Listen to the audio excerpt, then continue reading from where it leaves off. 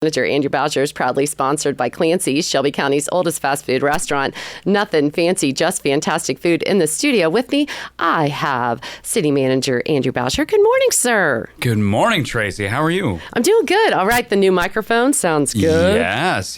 You're getting a little bit of upgrades around here. The studio's taking shape. I'm loving it. Isn't it neat? Yes. I love it. If no one has been out here, there has been quite a few changes at 105.5. Tracy and the team here, I mean, it's shades of blue in a good way, and it's really kind of just flipped the script, and it's really a nice studio space. It's coming alive. Yeah, so. I love it. It's beautiful. Yeah. And these are like all of our, like Michelle's favorite colors and my favorite colors, and yeah, it's a peaceful. Absolutely. Peaceful. Yes, tranquil. Tranquil. There we go. In the Tranquil Studios, joining me. Yes. There's some shabby chic going on. Yes. Yeah, it's good stuff. You know design terms. I love that. I watch enough HGTV with my... I love HGTV. Yeah. So a couple of things. It sounds like you and all the rest of the listeners got to meet Brittany King, our new communications manager. I was unfortunately tied up in some other meetings, but I know she got to get on the airwaves and she got to introduce herself. And I just wanted to say that she has been an amazing hire. We're really, really lucky and happy to have her. I think the breadth of fresh ideas, the collaboration already between her and I and some of the other staff members have just been kind of top notch. We're very, very excited about what the future holds, the content creation, the ability to be able to reach out into new markets and to new people. And, you know, the city at the same time, you know, we want to tell our residents and our community what's going on. And we want to be able to reach you where you get your media, because not everyone reads the newspaper anymore. Not everyone is listening to the radio, although you should be listening to 105.5. Thank you. But you know, so from that perspective, we're just super thrilled. I think she's going to help us do that. And I was glad that everyone got to meet her, and I'm sure she'll fill in for me from time to time. But those are good times ahead. Some other kind of things going on. Wanted to let everybody know that the Ohio State University Knowlton School of Architecture's City and Regional Planning Program, that's actually my alma mater. We're working with their studio, and the college students are working with their professor on a studio plan, which is kind of like a capstone project, right? Yeah. That's how they graduate, is to work on some sort of project. So we partnered with The Ohio State University to work on Sydney's Update Comprehensive Plan for 2024. So they've got a brief online survey. The survey covers an overview of important topics, including opportunities for the community to share insight on their experiences, opinions, and ideas relating to Sydney. There's actually a convenient QR code to access the survey. It's available on the city's social media outlets. Okay. I know Brittany posted that late last week, so go check that out. I'm sure it's on our website as well underneath the comprehensive plan. But if you go there, do the survey for us. Tell us what you want in your community. Tell us what we're lacking, what we're needing. Help us continue to guide and put a proper framework together so we can grow and thrive here in Sydney together. So they're very important, so please do that. Also wanted to say that the City of Sydney did launch the income tax payment online. First time. It's phase 1 of 2. So this year we're launching where you can get on there and you can view your taxes. You can pay them on the city's website. Next year, you're actually going to be able to file your taxes. So city absolutely moving into the 21st century. We're really, really excited about that. This week and last week has really been all about economic development. The mayor and I visited the Dayton Development Coalition's annual meeting at the U.S. Air Force Museum. Lieutenant Governor John Husted was a guest speaker. Over 650 people were there in attendance, talking about all the great stuff that was happening in our region. And Sydney was highlighted a few times, so we're very excited about that. And then Kyle Havener, our community development specialist, and I, we are on a tour right now of our Japanese manufacturing companies that are here. We're planning to go on a economic development trip and a friendship city trip for future connections. And so we're making the rounds right now. We're coordinating that. So more to follow here later in the spring. I know we have talked about the solar eclipse, but just as a reminder, it is 8 weeks away and coordination and communication still continues. You can find all of that on the Chamber's website. Did want to end with a congratulations to Deputy Police Chief Aaron Rohde on his recent graduation from the Certified Law Enforcement Executive Program, or as it's known as CLE.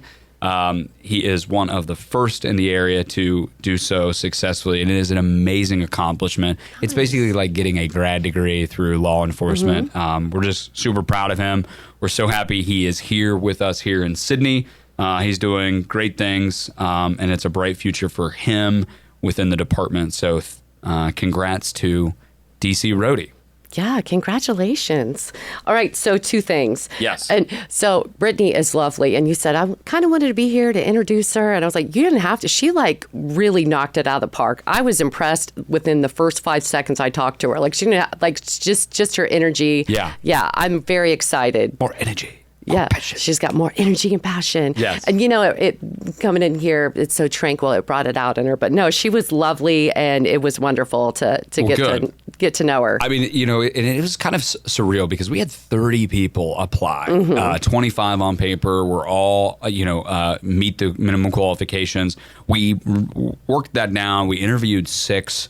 She blew us away in the interviews, and there were so many great candidates. So it was a plethora of riches, so to speak. A lot of great candidates that were out there. We were just so impressed with her, and she was kind of already doing this aspect in the field. We were able to kind of lure her away from Piqua.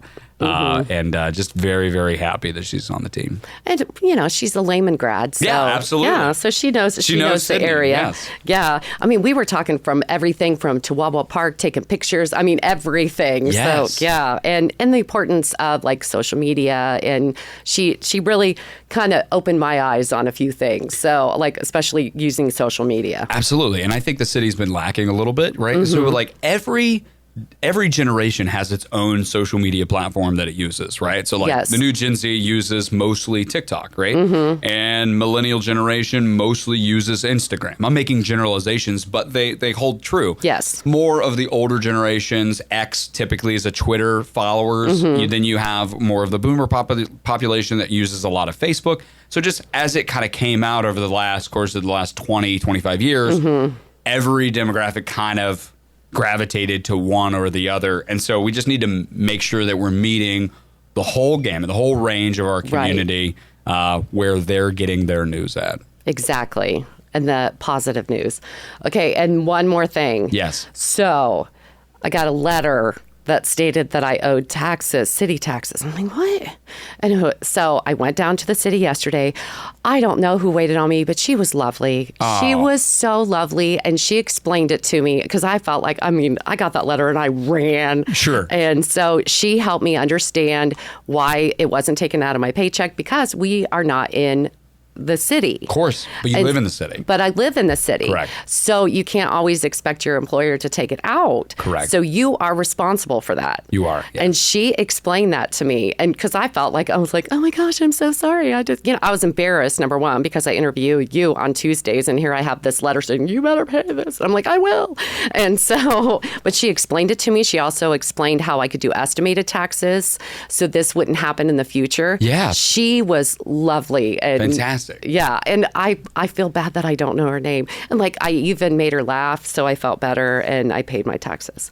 So well, the ladies down in revenue collections and utility billing, which is where you would win down in City Hall, they don't get a lot of love. Right. And especially if, water gets turned off or there's people needs to come in and pay bills or taxes. It's not a great role within the city to get a lot of affirmation. Right. And so I'm so happy that you said that because just a huge shout out to them, the hard work that they do. They deal with a lot of difficult individuals. It's not an easy role or a job, but they do it with a smile. So shout out to them and thank you for what you do. Yeah, thank you. She did, because I just felt like I was like, okay, I really want to pay this, but I don't understand. And like she was so kind and so nice, didn't like make me feel like, oh, I don't know what I'm talking about, because I didn't. She was very kind and very sweet, and I wish I knew her name. So when you go down there, say, hey, a lady that came in and paid $82 for her All right, I will. Trust That's me. Tracy.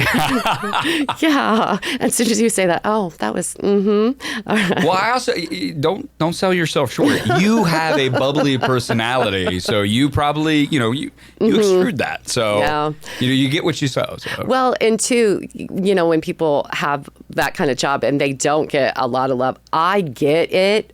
Being a school bus driver, people did not want to see that school bus in front of them. So I try to give, I know that was my fault, my responsibility. So you can't blame who works there. Sure. So yeah, just be kind to people. Thank you. And pay your taxes. Anyway, so thank you so Absolutely. much. That was City Manager Andrew Bowser with the Talk of the Town, brought to us by Shelby County's oldest fast food restaurant. Nothing fancy, just fantastic food. I'm talking about Clancy's. All right, you have a good rest of your day and a good week. Thanks. You too, Tracy. Coming up next, we're going to take a short break and look at your local weather. It's Hits 105.5.